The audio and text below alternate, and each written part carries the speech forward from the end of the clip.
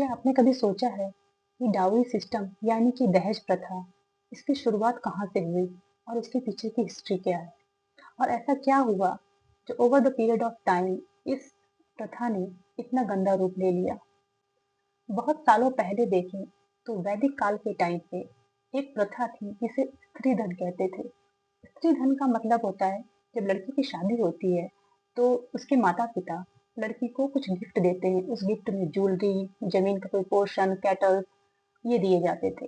लेकिन ये मेनली सिर्फ लड़की के लिए होते थे, लड़के के लिए नहीं। और देने का पर्पज इसका ये था कि लड़की को शादी के बाद एक तरह का सपोर्ट और इकोनॉमिक सिक्योरिटी मिले। फिर धीरे धीरे समाज बदला और ये परंपरा एक बोझ बन गई। जो चीज लड़की को गिफ्ट के तरह पे दिए जाती थी, अब उसके बारे में डिस्कशन होने लगा। किसके घर कितना दहेज आया, लड़की के साथ लाया गया दहेज उसके हस्बैंड और ससुराल वालों के लिए स्टेटस सिंबल बन गया। समय के साथ ये प्रथा एक लालच बन गई।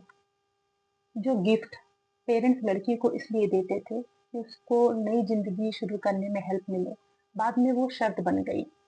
अच्छी शादी के लिए अच्छा दहेज। और यहीं से शुरू हुआ लड़कियों को बोझ समझने का प्रचलन। इसके पीछे का एक और कारण था हमारा पैट्रियार्की समाज, जहाँ पर लड़कियों को बचपन से ही पराया धन माना जाता था।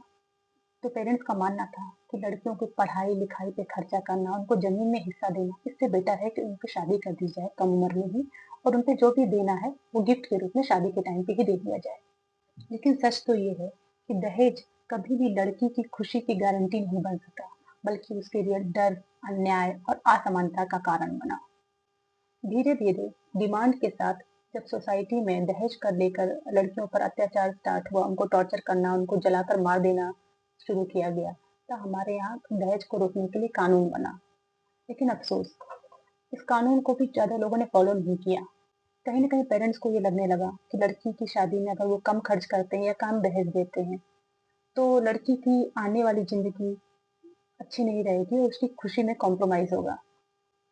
लेकिन आज जरूरत है सोच बदलने की। रिश्तों में मजबूती पैसों और सामान के लेन देन से नहीं आती है, बल्कि एक दूसरे को सम्मान देने से और प्यार से आती है।